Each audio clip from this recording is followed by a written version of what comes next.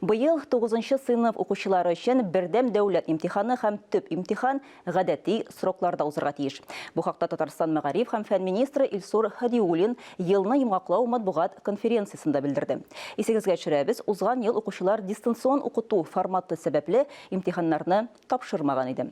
Хәзерге вакытта уку процессы тиешле график буенча бара, шулай булгач йомгаклау тестын үткәрү даталарын күчерү өчен бернинди сәбәп тә юк дип белдерде Илсур Хәдиуллин. Шул ук мәктәпләрдә кайнар аш белән туклану темасына да тукталды. Хәзер бу мәсьәләгә аерым игътибар бирелә.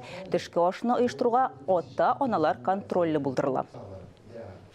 Мәгариф системасы бүгенге көндә бер сүздә әйткәндә яклауга мохтаҗ. Без аны якларга тиеш, без аны яратырга тиеш.